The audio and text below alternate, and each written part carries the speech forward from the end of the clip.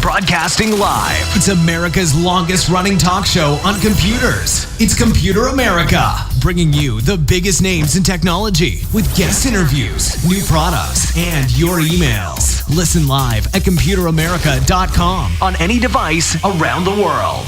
Email the show at live@computeramerica.com or find us on social media.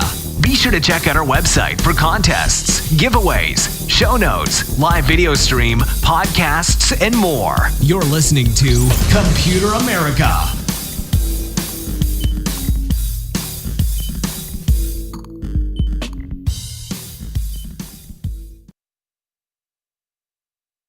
Hello and welcome into the Computer America Show. That mute button, always fun. Hey, it's Friday, everyone. Thank you for joining us. I'm your host, Ben Crossman, and welcome into another edition of the show, where today on the program we have none other than Popzara magazine and, of course, Nathan Evans, the managing editor, and, of course, all-around fun guy to talk to not some kind of fungus, but fun guy to talk to. And, hey, I think there could be no better way to end the last show of November. And yep, that means that starting next month, we start the quick rundown of the show as we are going to be heading off. I need to mention this more on the program. Computer America will be off the air. Let me see. We'll be off the air for 2 weeks, I believe. Our last show will be December 21st. And then we will come back bright and early on Wednesday, January 2nd. So 2 weeks, folks. I think you can do it because I know I can do it, and everyone. And then we're gonna have, of course, another great year and all that good stuff. It's just every single year we take off 2 weeks. It's something that you need to plan for. So with that being said, welcome into the Computer America Show. A couple of things before we get started, including computeramerica.com.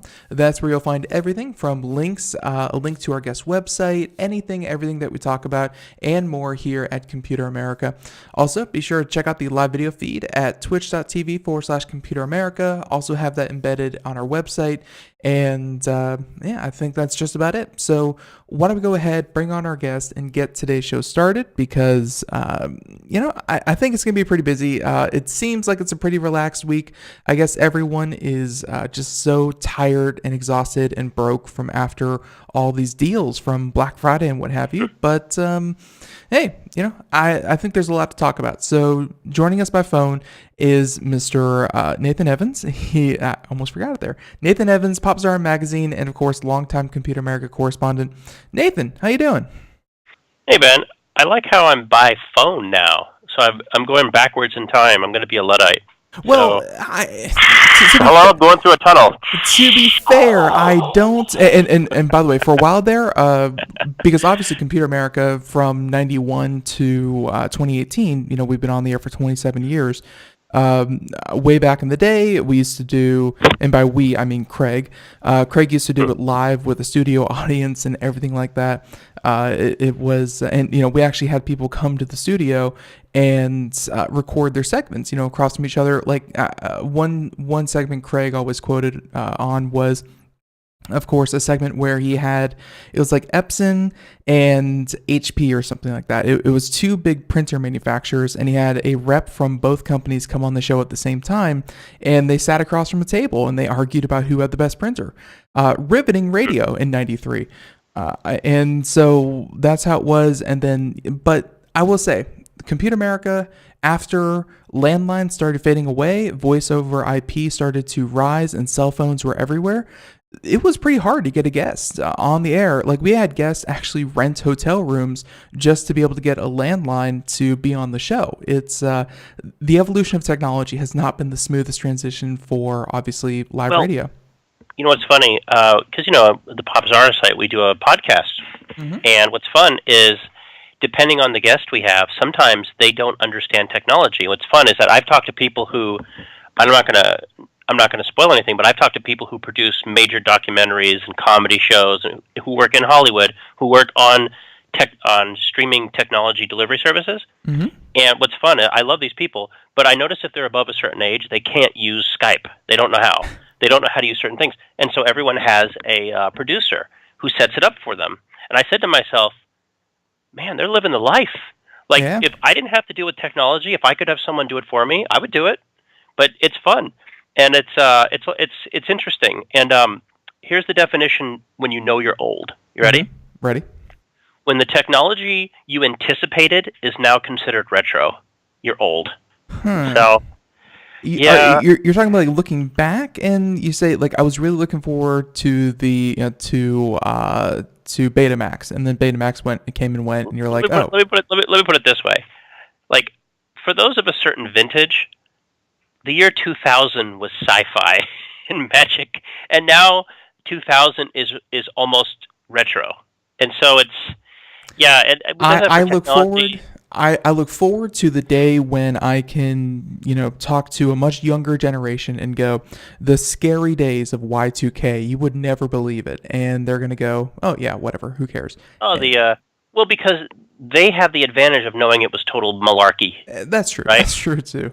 Where we don't have, like, and by the way, I'm sure if you ask Craig this, he'll acknowledge. Mm-hmm. Even people then knew it was malarkey, and that's what it was. Y2K was like a demo for the news environment we have now, like, of all this, upturned, salacious. I hesitate to use the word fake news, but I will. Fake news, trumped up, and I don't mean that in the way you think I mean it, but the idea is that news has to be hysterical and everything has to be a controversy. Can you imagine Y2K had Twitter been around? It'd be end of the world. There'd be suicides making Jonestown look like a family get-together. It would be crazy. But I mean, you can go all the way back to I'm sure as time as civilization has been. Like, everyone wants to have the hottest take, the biggest news, and everyone wants to be sensationalized. Like, I've seen graffiti on Roman walls that always point out that so and so did XYZ, or that so and so has the best this or that. Like, someone's always going to blow something out of proportion. That's just kind of human nature. Like, because you don't get excited or interested in just the mundane. Like, even the Weather Channel, I think, where you think it'd be the most boring. The Weather Channel. Don't get me started on that. The most boring topic ever. Like, the thing that people dread, small talk about the weather, and they made a whole channel out of it. And they, and I'm sure their audience numbers are through the roof because they sensationalize something that boring. Ben. Have you never seen the genre people? The people who follow the weather are like the people who play games like Farm Simulator, right? Like, the most obtuse, I've watched minutia. It's gotten so bad. I have watched people play Farm Simulator. It's gotten that bad. They're big. Farm Simulator, Coach Simulator, Goat Simulator. But when it comes to the Weather Channel, so the Weather Channel was getting all these people in, right? And I don't want to get into the politics of it because unfortunately, like everything else, politics ruins it. Okay. But no, politics has really screwed up the Weather Channel. So the Weather Channel was getting all these people and said, we want more. So the Weather Channel did what all educational channels did. They decided to make schlock to get real people in.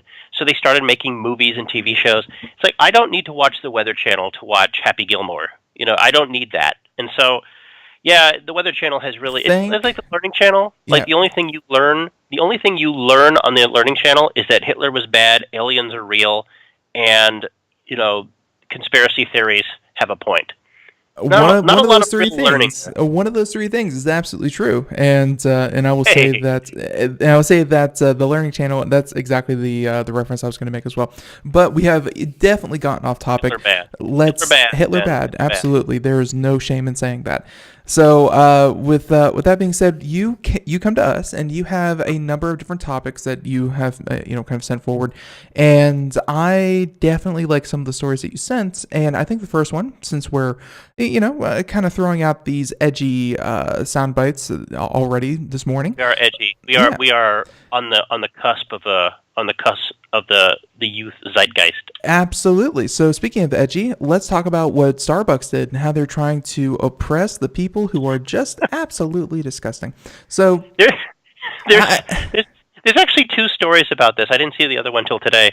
I guess some prisons in California are suing because they're no longer allowed to watch porn in prison, which, by the way, that's a mistake. But no, you're talking about Starbucks.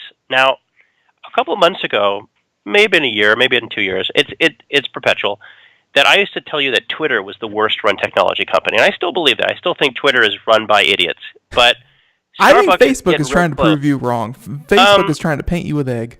Facebook is much more transparent about it, though. Twitter is legitimately Twitter is like, imagine 1950, and you're a black school teacher, and you're trying to get a raise, and you go into the school board, and you're like, how come I didn't get a raise? And you're sitting in front of 50 white faces, and they all say, meritocracy. That's Twitter. Twitter is it's rampantly, oppressively stupid. And it doesn't matter where you sit on the political spectrum.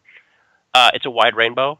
But Twitter seems resigned not to want to make money and make people happy. They make people feel bad. And there's some evidence that being on Twitter makes you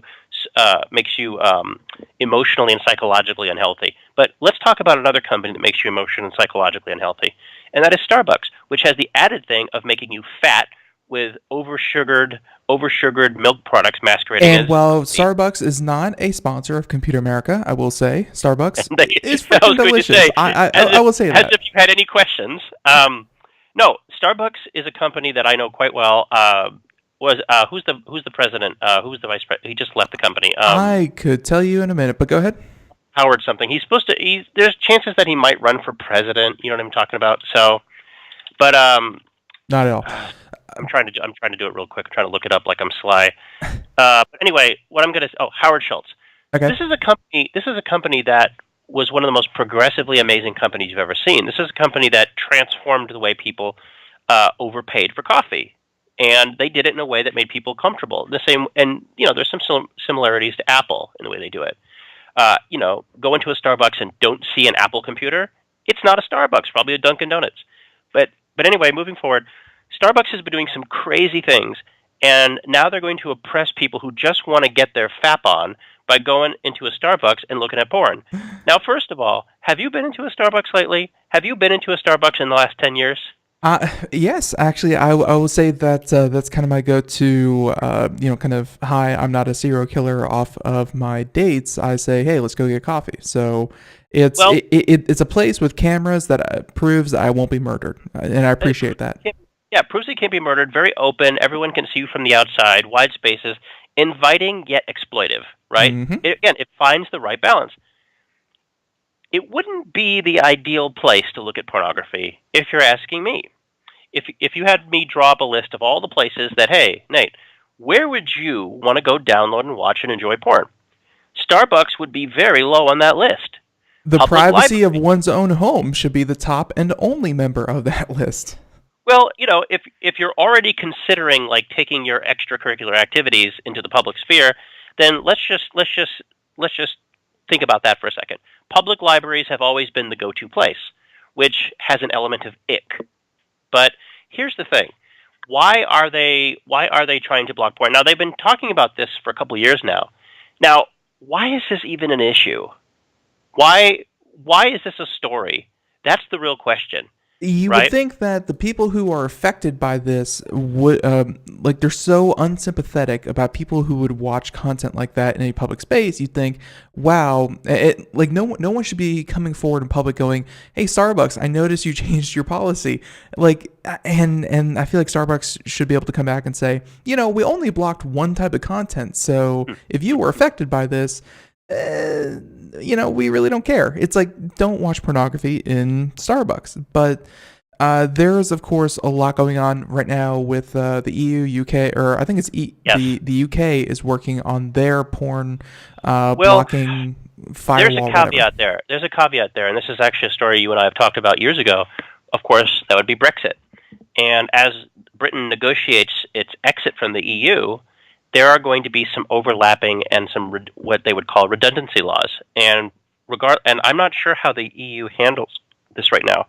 But, you and I are kind of poking fun at this.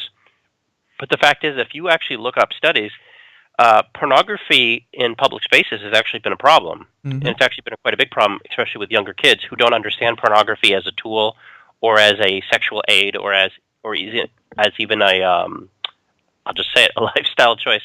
There's been a lot of normalization in porn. And you and I have talked about this before. And look, I mean no disrespect to people who run technology sites like Pornhub, which, by the way, Pornhub, why are you sending Popzara PR releases? We're not your demographic. We like you, but no.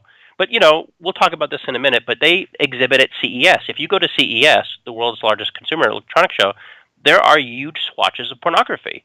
It is a huge deal. I would argue that the only people using VR headsets are probably people who enjoy pornography, because they ain't doing it with games and movies. So the truth of the matter is that when you come across any effort to censor pornography, it elicits two groups that are sort of dormant inside the human brain. Mm-hmm. One is, the pitchforks and think of the children, and then you have the people that are absolutists and say, I don't think we should ban anything. And when you're younger, you're kind of an absolutist, and you think, we shouldn't ban anything. Pornography is safe and healthy. But then you get older, and you realize it's not quite as safe and healthy as you thought it was. And so, again, I'll be honest with you, I'm completely all for Starbucks doing this. But it's nice to see them actually tackle a real problem as opposed to creating problems out of straws and politics and shutting down their stores for worthless diversity training seminars that have no effect. So if we're talking about pornography being banned, I can kind of get behind that a little bit, as long as it's not encompassing that, they can scan your laptop or scan your phone. Then right. We have a problem. It's the part that allows a story like this to be on a tech show would be how exactly that they're doing this. And obviously Starbucks offers a public Wi-Fi space. We obviously very nice one, by the way. A very nice Wi-Fi. That was one of the key drivers of Starbucks, was that every Starbucks had a Wi-Fi hotspot so that people could bring their laptops and write their screenplays in public, so people can watch them do such as that. When you're not working as a waiter, you could write your screenplay or right. The Great American Novel on your way to your third job. Right, but, and people could see you doing it, and that was half the fun. But don't forget, you have to conscientiously make sure that people can see the logo on your laptop, and that's why Apple used to give out Apple stickers, so you can put one on your non-Apple laptop so you'll fit in. Sort of like when you go to those fancy restaurants and they say, "Sorry, sir, this is coat and tie only, but we have some spare coats so you can fit in." And that's where you fit in. You don't want to be seen with an HP or Dell. Please. But I will say that Wi-Fi, and I guess the question of the technology is that they can censor their own Wi-Fi networks. Obviously, you can go onto wireless 4G, whatever data, and you could watch whatever it is that your heart desires. You could go on someone else's Wi-Fi and you could watch whatever it is your heart desires. You keep saying heart. I don't think it's the heart desires that's the issue. Whatever the pants desires. And I will say that as long as they aren't installing something on your computer, and I say that knowing full well that that's ridiculous, but I wouldn't put it past the company to try to be that controlling. It's usually a component, though, because if you go to these public Wi-Fi spaces, they usually have you authorize something. And who the hell knows what's going on when you authorize that? I mean, it could be installing tracing cookies. It could be doing tracking software. I mean, the synergy between tracking and malware and internet protocols now is such that I don't even understand it anymore. They're probably loading up Big Mac coupons every time I go to McDonald's. So look, if you're going to steal my privacy, give me something for it. It ain't free. I will compromise. There you go. And again, as long as Starbucks is doing this through their own hotspots and they aren't actively monitoring the traffic that goes over data, over a cell tower, as long as they aren't actively monitoring the traffic to any other network that is not their own, then I really see no problem with this. The other problem, and again with the whole UK thing in their porn filter, the other problem is that with something like that, they're trying to monitor everyone's network for a certain kind of traffic, which is not exactly going to work. You mentioned things that don't work in Starbucks. yeah, these filters, odds are they probably won't work either. But if they want to make a real conscious try at it, go for it. I can see an individual company doing this, but I don't see this working on anything bigger than a couple of different hotspots. As the kids today say, Ben, challenge accepted. But here's the thing, though, about Starbucks. Here's the thing. Go to Dunkin' Donuts. Don't go to Starbucks. Go to Dunkin' Donuts. It's cheaper. It's faster. They're going to change their name to Dunkin'. It's stupid. But you know what, though? You'll feel a lot better. You won't feel compromised. And I'm sure all the porn you want at Dunkin' Donuts. They probably encourage it. They give you that with a donut. That's why all the donuts have holes. So, all right. We have gotten way too far into that. That was a fun story. I'm glad that you brought it up. Duncan aside, let's go ahead and talk about. Let's see. All right. So, how about this one? Actually, this one's pretty relevant because I mentioned Black Friday earlier. Obviously, a lot of people went out. Consumer confidence was at an all-time high, so I heard, and they said that this Black Friday and Cyber Monday, and even beyond that, like I was saying on an earlier program, these deals weren't just happening on Black Friday, Cyber Monday, or whatever. They were happening all month long. Like, they were bringing out the Christmas trees. They're still happening. They're still happening as we talk. They're still happening, and they were bringing out the Christmas trees while Halloween was still going on. Like, they were eager to get to the Christmas spirit so that people would spend money on gifts. Like, that seems to be this year's hallmark, is that everyone wanted to buy something. So you have the story here from VentureBeat and Nintendo Switch. Honestly, I myself, we've talked about the difference in the consoles before. The Nintendo Switch is not as powerful as an Xbox, One X or a PlayStation 4 Pro. It's the least technically advanced, but it's the most different, and it has its own array of very attractive titles. There's only one thing that matters in what you said. Mm-hmm. Can the Xbox and PlayStation play Pokemon? Exactly. So that's the only thing that matters. Yeah. Can they play Pokemon? No. There's a lot to be said for having, of course, great titles and having a very unique form factor. Which is, all that being said, Nintendo Switch. It's been out for, you can probably correct me on this, about a year, I think. No, almost 2. Almost 2 years. Oh, has it been that? Yeah, 2 years. Wow. 2 years in March. Yeah, Nintendo Switch had its best-selling week yet, thanks for Black Friday. And you'd think that the week that would sell the best would be the first week it is ever available, and then everything else kind of peters out after that. But no, Nintendo Switch still a hot item. So talk about the story. Why do you think that is? What's up with the Switch? Well, here's the thing. As you know, I sort of have a direct line with the company that does the sales figures, NPD. We, my colleague Corey Gallagher, who's on this program with you, and I record a monthly podcast where we talk about the numbers. And the truth is that Nintendo sales for the Switch have been sort of trending downward most of the year. And a lot of people have said, oh, doom and gloom. And you'll see the normal prognosticators, because that's what passes for news coverage, is like any seismic shift or any micro shift in sales. Oh, Nintendo's done. They always say this. But that's not the case. And the truth is, when the Switch came out, it sold like gangbusters. It sold extremely well. And because it had a 1-2 punch, an unbelievable 1-2 punch of The Legend of Zelda, Breath of the Wild, and Super Mario Odyssey.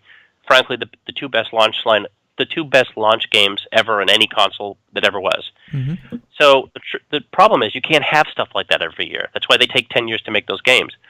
So the Switch sales have been sort of trending downward as the Switch became home to ports. And a lot of these are very lovely ports, by the way. A lot of ports that sold very well, including ports from big boy games like Wolfenstein or Doom. But as the Switch didn't have that big must-have title, sales trended a little downward, and of course Sony was able to come in and reclaim their crown with the PlayStation 4 bundles. Games like, I know you've heard of these games, God of War. Mm-hmm. You might have heard of this little game, some people have talked about it, called Red Dead Redemption 2, which had its own bundle. One of those indie games that needs all the help it can get. But the truth of the matter is that Nintendo was waiting, and a lot of people were waiting, and they just released a megaton of games last week called Let's Go Pikachu. And for those who don't know, Pokemon is the biggest thing in the world. And it's been the biggest thing in the world for about 20 years. It's like, imagine if Fortnite never went away, and that's Pokemon. Imagine if Mickey Mouse was still relevant. I'm not saying Disney's not relevant, but imagine if Mickey Mouse, the character, was still relevant 60 years later. It's huge. I'll tell you this. I actually have an article about that. Again, if I can just toot my own horn. Sure, go for it. I want to say, please go to the Popzara website, and there is a podcast that I did with an author a couple months ago named Jeff Ryan, and he wrote a book called The Mouse Divided, and he details the rise and the fall of Mickey Mouse. And this guy also happened to write a definitive book about Nintendo, so he's uniquely qualified to talk about how these companies keep their characters relevant. And I've always maintained that Nintendo maintains the most relevant character set of any company I've ever seen. They're able to keep their characters relevant for decades and decades and decades in a way that Disney can't. Like, with all due respect to Mickey Mouse, nobody cares. Nobody really cares about Winnie the Pooh. Nobody cares about these characters in a way that... They unfortunately became, just kind of mascots of their own individual brands. But, yeah, exactly. But of Disney itself, Disney, I think, has, kind of outgrown every one of them. Or, just hasn't... One of them has not encompassed the other. Whereas, really honestly, if you look at Pikachu, the character...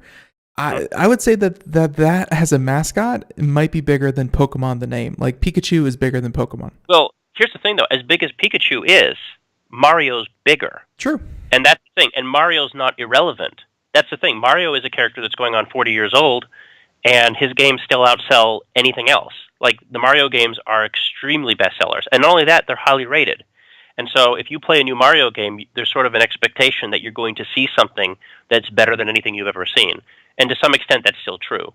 But, you diversify the brand with games like Mario Kart 8 or Mario Tennis. I think it's called Mario Aces. Or Smash Bros, yeah. Or Smash Brothers, which is coming out. And these are Nintendo-centric games, and Nintendo's character set is potent. It's potent in a way that nothing else is. And that's what keeps Nintendo alive. That's sort of like saying, you know what? I only need 3 things to live. I need oxygen and water. And you know what? But damn, that oxygen is pretty good. And that's what Nintendo has. They have oxygen. They have something that Sony and Microsoft would kill for. They've tried to. They've tried to buy them before. And Microsoft has tried to purchase Nintendo. It's not going to happen. So now we're talking about the Switch selling. Again, it's got Pokemon tie-ins. It's got Pokemon pack-ins. Mm-hmm. There's also a Fortnite pack-in, which is hilarious because the game is free. But here's the thing.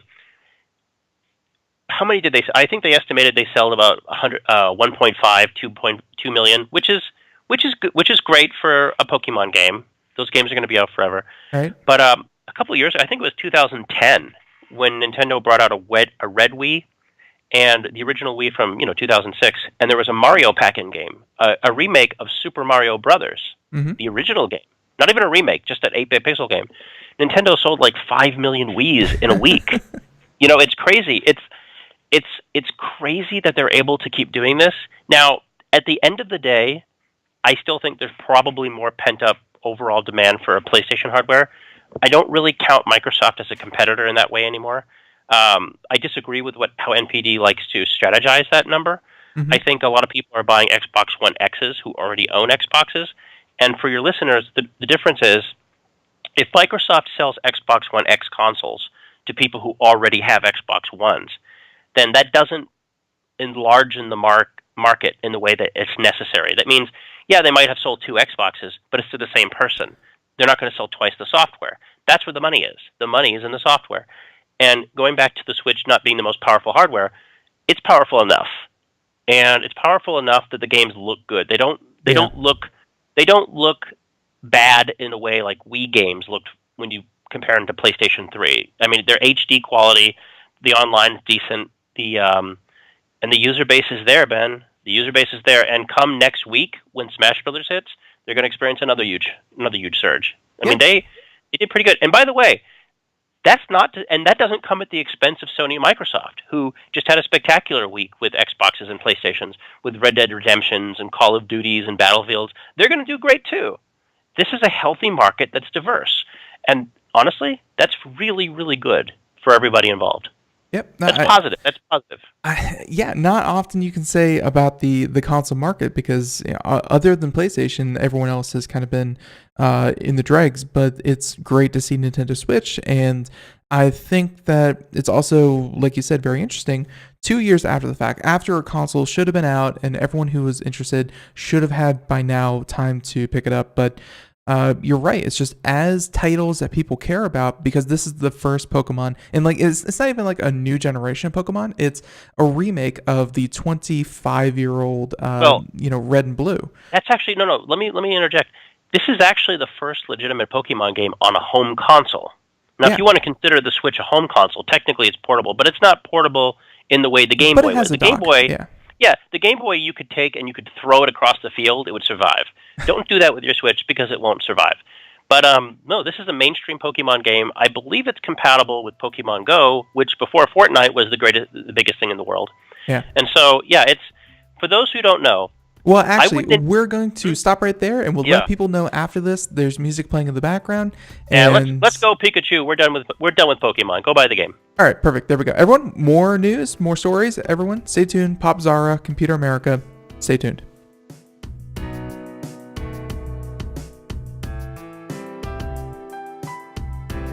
Greece is cheap. But the airfare costs a fortune. Paris? Not much closer, and again, airfare... What about Puerto Vallarta? Let's face it, flying anywhere is just too expensive. Wait, what's this? Low-cost airlines. With one call to low-cost airlines, you'll drastically slash your travel costs. We're talking insanely low airline prices to any of your favorite destinations. Where would you like to go? London, Rome, Costa Rica, Australia? Wow, that's cheap. So why wait? Call now to learn how crazy cheap it is to fly anywhere in the U.S. or international. Our prices are so low, we can't publish them. The only way to get them is to call to instantly hear the most amazing best deals on airline travel. It's that easy. So call now and start packing. 800-215-4461. 800-215-4461. 800-215-4461. That's 800-215-4461. We are all Brother Wolf. 10 years ago, a group of locals banded together to create positive change. We took animals into our homes, held adoption events at local retailers, and talked to the community about our mission to help build a no-kill Asheville. A decade later, we have achieved so many victories for animals in need. There's been so much progress, yet there's still so much to do. As part of our year-long celebration, we encourage you to become a member of our special Compassionate Circle program. With a monthly donation of $10 or more, you will have behind-the-scenes access to the work we are doing at Brother Wolf. Our goal is to reach 1,000 members because we receive no government funding. Working together, we can help build and sustain no-kill communities. Learn more at compassionatecircle.bwar.org. We are a 501c3 tax-deductible organization.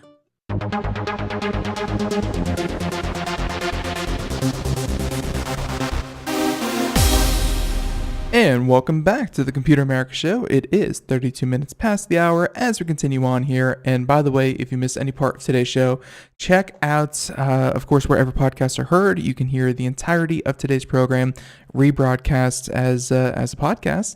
And yeah, otherwise, catch us 4 p.m. to 5 p.m. Eastern. So yeah, this so far we've been talking with Popzara Magazine, Nathan Evans, and we have talked about a couple of things. Just leave it at that. And yeah, we're gonna go ahead, switch gears, move on. Well, instead of like switching from fourth to vanilla ice cream, we're gonna switch from fourth to third because we were just talking about consoles, them selling well, them being a more diversified space, which is great. Nathan, you had another article here about console wars, and I know nothing about console wars. I'm not looking to take up the rest of the show with this, so I'm going to let you discuss, why this is a big deal that console wars is being made, and why people should be interested in this story. Oh, fun. So, again, I don't really do this a lot, so I feel a little icky. But I'm going to draw your readers back to the Popzara website because I actually reviewed a book myself, which I rarely do. And the book was called The Game Console. And the full name of it is called The Game Console, A Photographic History from Atari to Xbox by a photographer by the name of Evan Amos. Did a Kickstarter campaign, raised a lot of money. And the money was supposed to go to some wiki, commons that he was going to photograph by all these old consoles. It's interesting because when you go through it, one of the flaws of the book that I thought Evan made was that he kept referring to the console wars. And the console wars is this ridiculous notion that these consoles are adversaries in some capitalistic endeavor to thwart the other, which is all things. But unlike anything else, not even cars, Ben, people who play video games have this adversarial thing where you have to have one console, and of course, what that really means is Sega versus Nintendo. That's what everyone refers to. And you can blame Nintendo for doing this. You can blame Sega. You can blame Nintendo for being very restrictive back in the day. You think Microsoft's a monopoly? Damn. Nintendo used to keep software from being produced for other platforms. It was Nintendo or nothing. Kind of like Danny DeVito and Rhea Perlman. So with Sega decided, well, we don't need Nintendo, and they started an advertising campaign, I believe with Spike Lee of all things, where they would be very adversarial and say, Nintendo's a toy, it's for kids. And the famous commercial was, Genesis does what Nintendo don't. Extremely effective. And what happened was, that was the moment that video games no longer became inclusive. That was the moment that if you picked Sega, you were older, male, young, aggressive, you liked big boy stuff. And therefore the attitude became, well, we need big boy games. If you played Mortal Kombat on the Nintendo, no blood, it was all sweat, no fatalities, no nothing. On the Genesis version, which was crappier in every way, you had the blood. And so it's never quite recovered from that schism, and that schism continues today in some form with the Xbox and PlayStation and, well, Nintendo. And so, of course, there's been a lot written about it. And there was a book written a few years ago by someone named Blake Harris, of course, called Console Wars, and I believe it was Seth Rogen, Evan Goldberg. They make all those stoner movies that you've probably seen. Yeah. And they also made a series on Hulu called Future Man, which is basically a remake of, what was I going to say, sort of The Last Starfighter meets Back to the Future, where it's about a hardcore gamer who saves the world.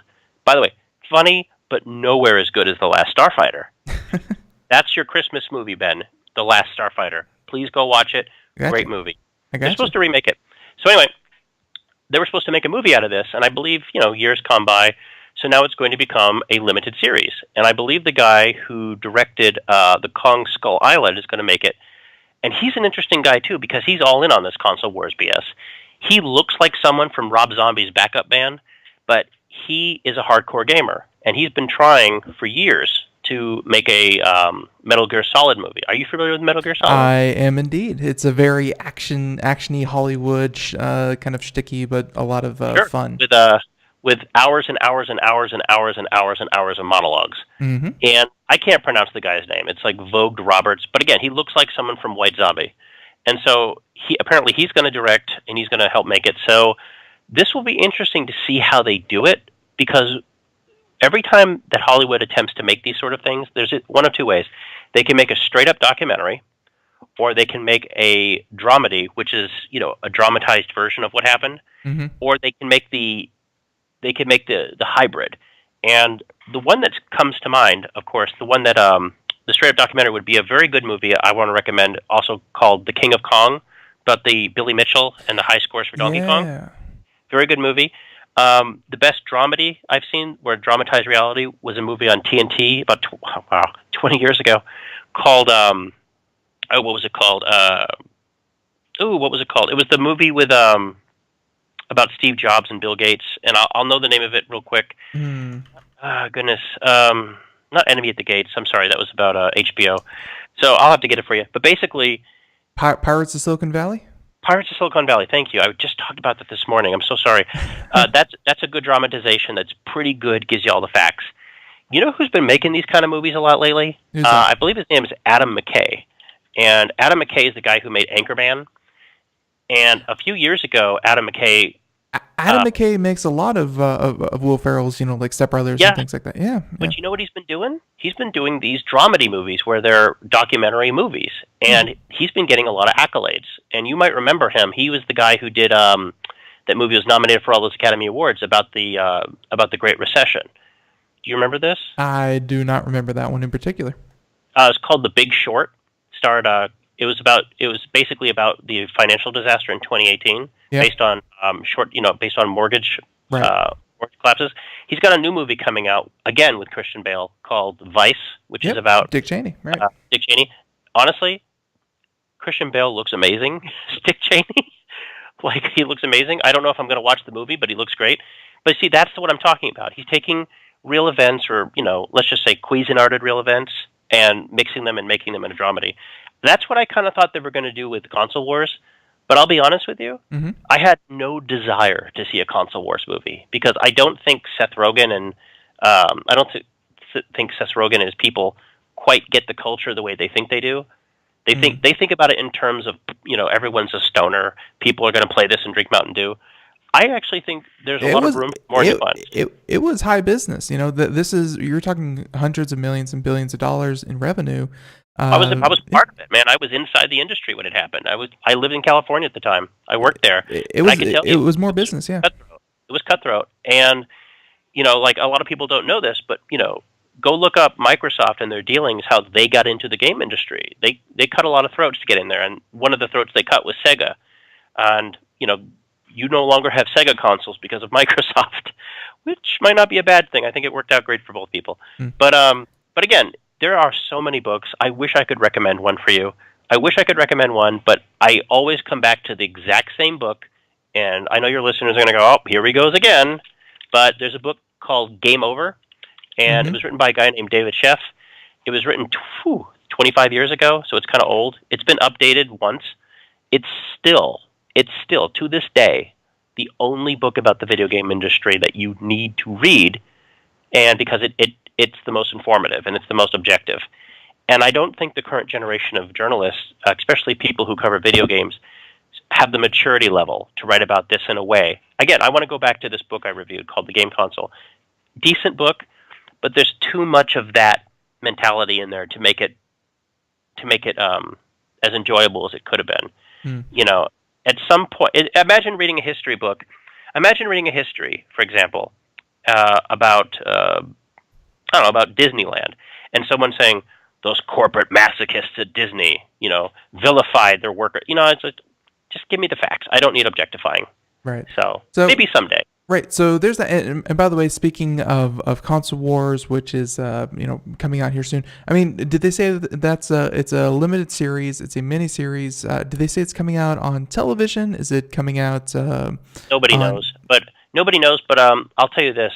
I would count on either Netflix or Hulu to have it, possibly Amazon. They've been producing a lot of these things, and like I said, every station has their own retro stuff. If I was a betting man, I'd say Hulu, because Seth Rogen has pre-existing deals with Hulu, but I wouldn't be surprised to see Netflix take it up. Netflix does better with documentaries. I'll say that. They certainly do. So there's that one.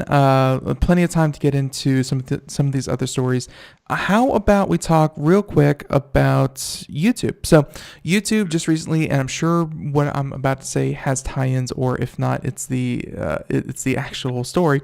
YouTube just recently let people watch entire movies online, where you can watch. And mainly the catalog right now is focused on older movies that have completely run their marketing capability. Think Legally Blonde 2, things like that. Where, don't get me wrong, I enjoyed the movie. It was it was quirky, whatever. But you say Legally Blonde. You say Legally Blonde 2? Legally Blonde and Legally Blonde 2, absolutely. Okay. The first one was pretty good. The second one was not very good. Whatever. Agree to disagree. But my point is, that's the kind of movie. There is a musical. There is a Broadway musical now, by the way. I think I remember hearing about that. But that's the kind of movie that we're talking about when it comes to YouTube and allowing people to watch ad-supported movies online. It's a bit different, because normally you think of YouTube and you think short-form content. You think anyone can upload. It's almost like Crackle, if you think about it. No, crap. That's a service I haven't heard of in a long time. Hey, it gave us Jerry Seinfeld returning, so I'll give Crackle a little credit. There you go. So, but you have this article here, this one from Ars Technica, and this has to do with YouTube may let everyone watch original films and shows, and that's pretty interesting. And you could, I guess we could, obviously follow the article, but take this as a way that YouTube. I think as far as Hulu and Netflix and these other streaming services go, YouTube has been trying with, they have like YouTube Red, and then they have a couple of different subscription services and cable packages, quote unquote, that you could sign up for. But overall, I really wouldn't consider YouTube a huge player in that kind of market. But they're still trying. They're still trying to push in what they offer. You know what? I believe you and I talked about this months ago when I talked about the show Cobra Kai, which was the spin-off, the continuation of the Karate Kid. I told you it was my favorite show of the year. Yeah. And I also mentioned that no one's going to watch it on YouTube Red because YouTube Red's going to be a failed service. And the reason I predicted that was because it's run by Google. And Google, I don't understand what's in the water over there, but this company cannot do this right. They don't know how to do services. And if you look at services that are offered by Google, with the exception of maybe Gmail, they screw everything up in a way that's interesting to me. Like, how many chat services does Google have? How many types of Android forks do they have? And when it comes to YouTube, YouTube is one of the best things they have, and coincidentally, it's one of the only things they have they didn't make, they bought. And YouTube has been a game changer in every step of the word. But we've talked about this, how their CEO and the people running YouTube have been slowly degrading the service. And one of the ways they degrade the service was they start amping up the ads, they start adding restrictive measures, they start censoring things as a way to get you to go to YouTube Red. And when YouTube Red was, like you said, it was going to be their version of Netflix and Hulu, it was going to have original content, original movies, including Cobra Kai, that didn't work. And so they got rid of YouTube Red. They changed the name, I believe, to YouTube Unlimited or YouTube Premium. That included YouTube Music, because they have Google Music, they have Google Play Music, they have YouTube Music, they have YouTube Plus, they have YouTube. It's too many. And they do that with everything. Everything Google does, they do this weird variant of, and it's just stupid. Nobody wants it. You know how I saw Cobra Kai? I didn't see it on YouTube Red. That's all I'm going to say. So I'll say this. Nobody wants to pay for something and give you for free. It's not The Simpsons. So the idea that they're going to go to an ad-supported thing, first of all, works really well within their current model. They're going to get a lot more money with ads. Second of all, it's just like Crackle. And you mentioned Legally Blonde. Legally Blonde is a real movie made by real Hollywood people, and that movie made real money, a lot of money. It also made Reese Witherspoon a superstar, rightfully so. Their idea of real movies is more like crap, like a movie called The Thinning. Have you ever heard of The Thinning? I have not heard of The Thinning. Okay. The Thinning was supposed to be this new formula where YouTube was going to hire YouTube stars to star in movies, because that always works. And it was fronted by the supreme douchebag of online social media influencers, Logan Paul, the guy who got kicked off YouTube for showing a dead body. Is he kicked off YouTube? Because I could have sworn they're still cashing in on him. He was demonetized for a while. But of course, YouTube. They're not. They only kick off little people that don't make money. Yeah. By the way, if you're going to do stupid crap on YouTube and you're going to embarrass yourself and you're going to say racist things like Pootie Pie, make sure that you have enough fan base. Because if you have enough fan base, YouTube will have chestnuts instead of basketballs, and so they will keep you on. They'll just demote you for a little bit and bring you back. But if you're just nobody, then they'll kick you off forever and say that they won't stand for that. YouTube is a terrible company. Influence is a real thing, and I completely see what you're saying. So YouTube doing this. Yeah, go ahead. Real quick though, this movie looked like garbage. This movie was supposed to come out like a year ago. The controversy happened. They quietly shelved it, and then it dropped onto YouTube like a couple months ago. No one knew about it. And the movie it rhymes with grass. That's what it looks like. It looks like grass. It looks like grass. It's no offense to grass. And I was just explaining this to someone about, they wanted to start their own website and they wanted to make XYZ and they wanted to, kind of customize it so that they see their vision on the webpage. And I had to kind of explain to them that the point of standards, the point of the expected when it comes to websites is that when you go to CNN, whenever you go to Fox, whenever you go to, whatever website that you normally go to, you expect to see something. Like you expect certain elements to be there, such as a logo on the top left, some kind of bar with buttons across the top, content in the middle streaming down with different things you can click on. Like, there's a reason not every website isn't as quirky as, say, the homepage for Jim Carrey. Like, there's a reason that you don't go innovative, is because when you do something unexpected for people, it's received poorly. It's jarring. It's very jarring, and it can come off as cheesy, hokey, and just kind of like, ew, that's not what I expected. Why would you do this? And I think it's the same way when it comes to movies. It's like, if you don't go with the same tropes, if you don't go with the same kind of people who know how to make movies and go with their style, whenever a new movie comes out with a different style, different directors, different format, people are going to look at it and go, it was cheesy, hokey, and just wasn't that good. You're exactly right, and I want to say, when Netflix, people think Netflix started off with House of Cards, which in some respect they did, but they actually started off with another show. They started off with a foreign language show starring what was it called? Lilyhammer, starring Eddie Van Zandt from Bruce Springsteen, and it was a fun little show, but it was very foreign. It was quirky. It was half in English, half in Dutch, or in the Netherlands.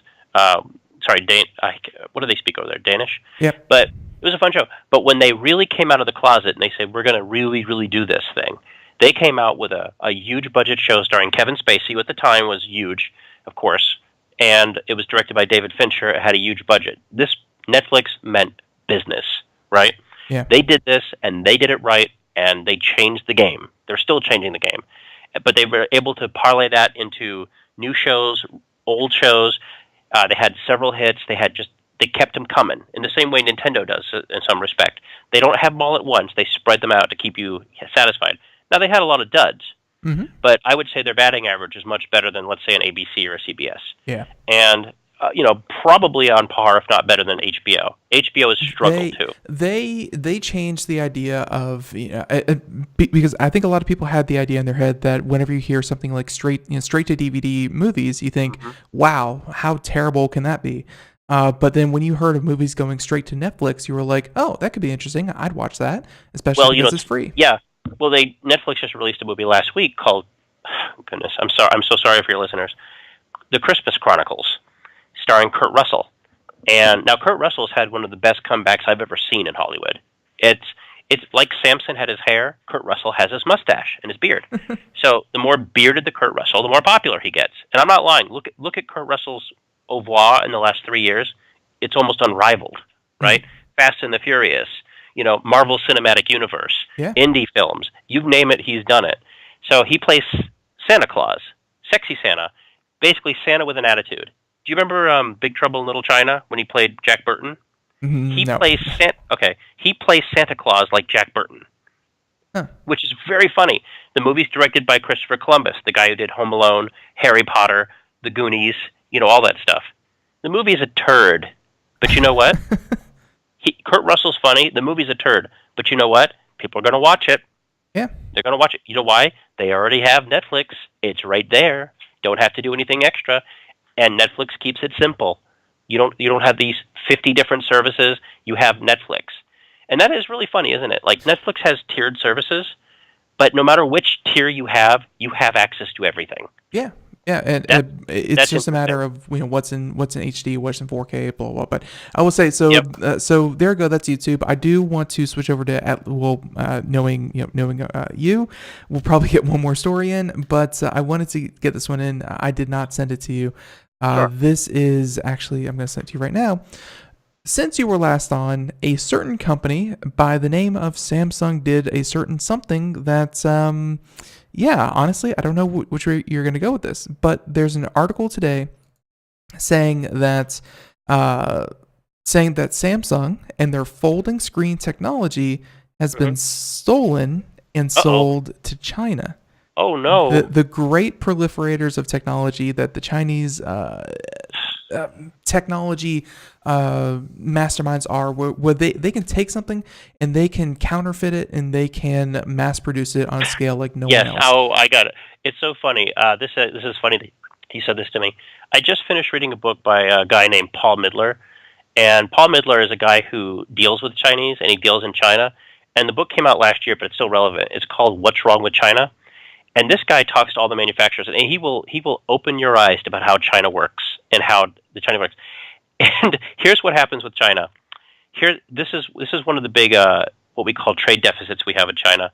It comes down to this: China says, "Okay, we're going to save you a lot of money. We get people who can make your product a lot cheaper. Okay, we need a sample of the product, right? Oh, we're going to get the product. They will. Do we need the schematics? No, we don't need the schematics. They will reverse engineer whatever product you have, and they'll say, oh, we need the intellectual data. So what happens is you give them everything to make the product, and when they're 75% of the way through, they say, you know what? We don't want to work with you anymore because they have the intellectual data, and they'll call it off. And they'll break the deal, and they'll do everything. And one of the things that China's always done, and they've always done this, is they will take enough. They will take enough to build the product, and then figure out the rest. Yeah. And they're very good at this. And one of the things about China is that they've become one of the largest economies in the world, but they haven't become one of the world's largest economies based on intellectual data. They've done it by manufacturing. So they can make your iPhones, they can make your Xboxes, they can make your computers, but they can't create them. Yeah. They can mimic them, and that's a problem. Because that was exact, and trust me, we've talked about that sentiment here on the show before. China's very good at producing, but they're not good at innovating. Yes. And that's why I found this story so interesting, is because when you talk about innovation, folding screens, I've talked with other correspondents on the show before.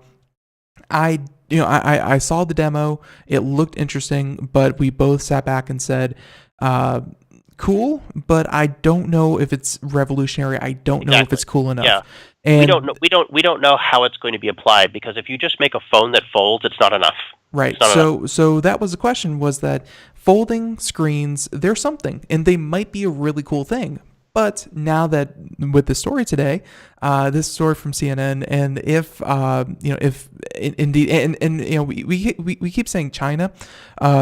So far, they've arrested 11 people. China. Yeah, exactly. But I don't have. We still don't know the name of the people or the companies who are actually involved in the theft. But we could see these types of devices starting to be sold on lower end. Well, I'm going to go back into that guy. When he writes about this, he will tell you that what the manufacturers will do, they'll go ahead and they'll mass produce knockoffs, and they'll put them all over the street, and they'll flood the market with knockoffs.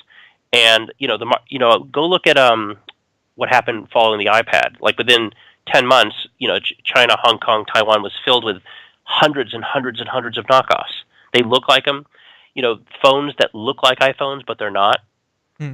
And you have these companies like Huawei and oh goodness, I can't remember the other one. There's a very good Windows laptop called MateBook that is indistinguishable from a MacBook. But Americans have become sort of anesthetized to this culture theft in a way that maybe we wouldn't have 10, 15 years ago. And so, but the biggest problem about this, and I don't want to, again, I'm not going to sit here and blame China for something I don't know, but the biggest problem is that what Chinese companies have been doing, they've been buying American companies and European companies for their patents and discarding the talent. And that's a problem. That's going to be a big problem. But when I look at the companies involved in this particular theft, Samsung and Chinese constituents, I would, if I had $10 to bet, I would bet it was internal, that there was some sort of corporate sabotage. Well, and we've seen that before, where with Samsung, by the way, with Samsung, with Sony, with other these companies over there, where they're close to China, but they're not exactly China themselves. Obviously, I would not say Japan is China or South Korea is China by any means. Don't tell the Japanese that, and don't tell the Chinese that. They won't like you anymore. But I will say that by them being close and them being, I think, more comfortable exporting work, we saw that when let's say Sony exported some of the work to India, they the leaks of movies and things like that were stolen from the work being done in India, not from the work being done internally. So I'm just saying that Samsung probably brought in outside consultants to look at the phone, talk about manufacturing, like you were just saying. And yes, this was internal, but it was internal because they probably hired a firm. Again, all conjecture. They probably hired a firm to discuss making these things. And that's where the leak was, is when you start to bring outside companies in to do internal work. Samsung has been pooling with purchasing manufacturing companies in China. Like, I know there's been some interoperability between manufacturers like Foxconn and other providers. And the truth is, as I was telling you, is that in order to get investment money from China, which Samsung needs, for not just to produce screens, but remember that Samsung's also the biggest provider of, I think it's IPS screens or OLED screen, not OLED, right? Well, OMOLED, whatever. Yeah. They're one of the biggest manufacturers. They have to deal with China. And again, Chinese companies will say, well, before we invest, we're going to want to see your schematics. We're going to want to see this. It's not necessary. I guess what I'm trying to say is, I'm not necessarily saying this is on the production level. Like, okay, we're going to make this iPhone. Here's the stuff. Oh, there's an iPhone leak. Oh, no. No, this is corporate level. Yeah. This is, we're going to invest $100 million, but we want to see some proof of concept. The Chinese investors will look at it, they will steal it, and they will try to manufacture it themselves without having to pay. I think we're going to have to leave that there because, Nathan, we're flat out of time. There's music playing in the background. We are done. If people head on over to popzara.com, what should they look for? What can they find? Ooh, okay. Well, lots of new podcasts this week. I did a podcast with editor at Variety about the new movie Creed 2 and Rocky movies. A lot of fun. There's a Pokemon podcast coming this weekend. A lot of cool stuff. And again, if you like it, share it. We like sharing. But don't steal it. Stealing is bad. Unless you're China, then it's expected. There you go. And everyone, thank you for tuning into Computer America. And of course, thank you, Nathan, for joining us here once again. And until next time, I believe next month we're going to talk about your scheduling because we will be on break. But we'll figure something out. And in the meantime, everyone, have a great day. Bye-bye. Bye-bye.